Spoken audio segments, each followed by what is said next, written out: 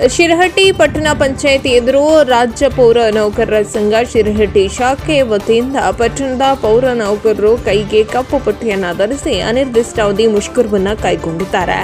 ಪೌರ ನೌಕರರ ಬೇಡಿಕೆ ಈಡೇರಿಸದಿದ್ದರೆ ಅನಿರ್ದಿಷ್ಟಾವಧಿ ಮುಷ್ಕರವನ್ನು ಮಾಡಲು ನಾವು ಸಿದ್ಧ. ರಾಜ್ಯ ನೌಕರಿಗೆ ಸಿಗುವಂತ ಎಲ್ಲ ಸೌಕರ್ಯಗಳು ನಮಗೂ ಕೂಡ ಸಿಗಬೇಕು. ಟೆಂಡರ್ ಪ್ರಕ್ರಿಯೆಯನ್ನು ರದ್ದುಗೊಳಿಸಬೇಕು, ನೇರ ನೇಮಕಾತಿಯನ್ನು ಆದೇಶವನ್ನು ಹೊರಡಿಸಬೇಕು ಎಂದು ಪಟ್ಟಣದ ನೌಕರರು ಮನವಿಯನ್ನ ಮಾಡಿದರು. ಇನ್ನು ಈ ಸಂದರ್ಭದಲ್ಲಿ ಮಾಲಿಯಪ್ಪ ಕಂಠಮನ್ನವರು ನಮ್ಮ ವಾಹಿನಿಯೊಂದಿಗೆ ಮಾತನಾಡಿ, ಈ ಹಿಂದೆ ಹಲವು ಬಾರಿ ಸರ್ಕಾರಕ್ಕೆ ಮನವಿಯನ್ನ ಮಾಡಿದ್ರು. ನಮ್ಮ ಮನವಿಗೆ ಯಾವುದೇ ರೀತಿಯ ಸರ್ಕಾರ ಸ್ಪಂದನೆಯನ್ನು ಕೂಡ ನೀಡಿಲ್ಲ. ನಾವು ಸರ್ಕಾರಕ್ಕೆ 26/5/2025 ನಮ್ಮ ಬೇಡಿಕೆಗಳನ್ನು ಈಡೇರಿಸಲು ಗಡುವನ್ನು ನೀಡಿದ್ದು, ಈವರೆಗೆ ನಮ್ಮ ಮನವಿಗೆ ಯಾವುದೇ ರೀತಿಯಾದಂಥ ಸರ್ಕಾರ ನಮ್ಮ ಮನವಿಗೆ ಸ್ಪಂದನೆಯನ್ನು ನೀಡದಿರೋದ್ರಿಂದ ನಾವು ಮುಷ್ಕರವನ್ನು ಕೈಗೊಂಡಿದ್ದೇವೆ. ರಾಜ್ಯ ಪೌರ ನೌಕರರಿಗೆ ಹಲವಾರು ಸಮಸ್ಯೆಗಳಿವೆ. ಯಾವುದೇ ಸಮಸ್ಯೆಗಳಿಗೂ ಕೂಡ ಸರ್ಕಾರ ಸ್ಪಂದಿಸ್ತಾ ಇಲ್ಲ. ನಮ್ಮ ಬೇಡಿಕೆ ಈಡೇರುವವರೆಗೂ ಕೂಡ ನಮ್ಮ ಹೋರಾಟ ನಿಲ್ಲೋದಿಲ್ಲ ಎಂದು ಮಾತನಾಡಿದರು.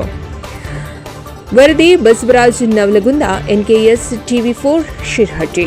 ರಾಜ್ಯ ಪೌರ ನೌಕರ ಸಂಘದ ವತಿಯಿಂದ ಹಲವಾರು ಬಾರಿ ರಾಜ್ಯ ಸರ್ಕಾರ, ಕೇಂದ್ರ ಸರ್ಕಾರ ನಾವು ಮನವಿ ಕೊಟ್ಟರು. ಯಾವುದೇ ಕಾರಣಕ್ಕೂ ನಮ್ಮ ಮನವಿ ಸ್ಪಂದನೆ ಆಗಿಲ್ಲ.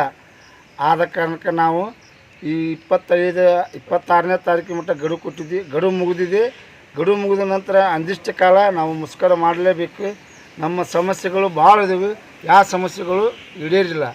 ಪೌರ ನೌಕರ ಸಂಘದ ಬೇಡಿಕೆಗಳು ಲೋಡರ್ಸು, ಕ್ಲೀನರ್ಸು ಮತ್ತು ವಾಟರ್ಮ್ಯಾನು, ಡ್ರೈವರ್ಸು ಇವೆಲ್ಲ ನೇರ ಪಾವತಿ ಒಳಗೆ ಅನ್ವಯಿಸ್ಬೇಕು. ಮತ್ತು ವಿವಿಧ ಬೇಡಿಕೆಗಳು ರಾಜ್ಯ ಸರ್ಕಾರಕ್ಕೆ ಏನು ಅನ್ವಯ ಕೊಡ್ತೈತಿ ಆ ಮೂಲ ಸೌಕರ್ಯಗಳು ನಮ್ಮ ಸಮಸ್ಯೆಗಳು ಬಗೆಹರಿಸ್ಬೇಕಂತಂದು ಈ ಮೂಲಕ ತಮಗೆ ಹೇಳಲು ಇಷ್ಟಪಡ್ತೀನಿ. ತಮ್ಮ ಹೆಸರು ರೀ? ನಮ್ಮ ಹೆಸರು ಮಲಿಯಪ್ಪ ಕಂಠಮ್ನವರು.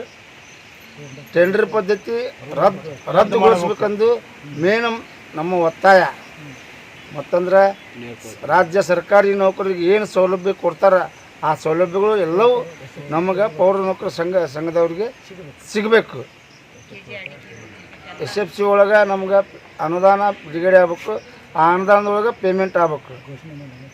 ಕರ್ನಾಟಕ ರಾಜ್ಯ ಪೌರ ನೌಕರ ಸಂಘಕ್ಕೆ, ಕರ್ನಾಟಕ ರಾಜ್ಯ ಪೌರ ನೌಕರ ಸಂಘಕ್ಕೆ